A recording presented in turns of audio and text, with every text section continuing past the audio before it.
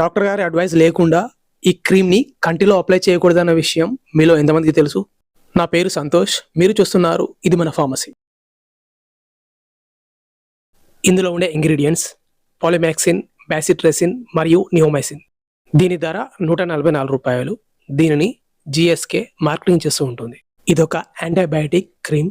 దీనిని శరీరంపై వచ్చే బ్యాక్టీరియల్ ఇన్ఫెక్షన్ రాకుండా ఉండేందుకు, వచ్చిన బ్యాక్టీరియల్ ఇన్ఫెక్షన్ త్వరగా తగ్గేందుకు కూడా ఉపయోగిస్తుంటారు. దీని యొక్క ఉపయోగాలను మనం గమనించినట్లయితే కంటిలో దురద మరియు ఎరుపుదనం, వాపు, నొప్పి మరియు బ్యాక్టీరియల్ కంజక్టివైటిస్, స్పోర్ట్ ఇంజరీ లాంటివి అయినప్పుడైతే ఈ క్రీమ్ని డాక్టర్ గారు ప్రిస్క్రైబ్ చేయడం జరుగుతుంది. ఇలాంటి కండిషన్స్ ఉన్నప్పుడు దీనిని 2 years పిల్లల నుండి పెద్దవాళ్ళ వరకు అయితే డాక్టర్ గారు అడ్వైస్తో అయితే ఉపయోగిస్తూ ఉంటారు.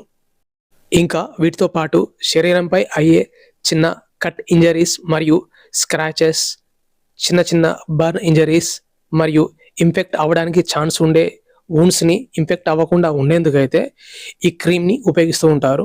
ఈ మెడిసిన్ వాడినన్ని రోజులు, అందులోనూ చాలా తక్కువ మందిలో మాత్రమే ఈ సైడ్ ఎఫెక్ట్స్ని మనం గమనించవచ్చు. అప్లై చేసిన చోట ఇచ్చింగ్ మరియు రెడ్నెస్ ఉండడం.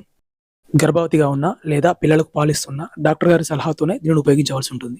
ఈ క్రీమ్ని ఎప్పుడు అప్లై చేయాలంటే, ఈ క్రీమ్ని అప్లై చేసే ముందు ఎఫెక్టెడ్ ఏరియాని సెలైన్ వాటర్తో నీట్గా వాష్ చేయవలసి ఉంటుంది. తర్వాత స్టెరిలైజ్డ్ కాటన్తో అయితే తుడవవలసి ఉంటుంది.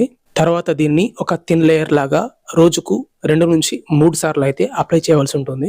ఒకవేళ మీరు దీనిని కంటిలో కనుక అప్లై చేద్దాం అనుకున్నట్లయితే ఐలిడ్ లోపల భాగంలో అయితే అప్లై చేసుకోవాల్సి ఉంటుంది.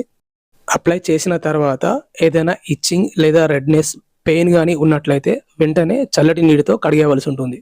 తర్వాత డాక్టర్ గారిని అయితే కన్సల్ట్ అవ్వవలసి ఉంటుంది.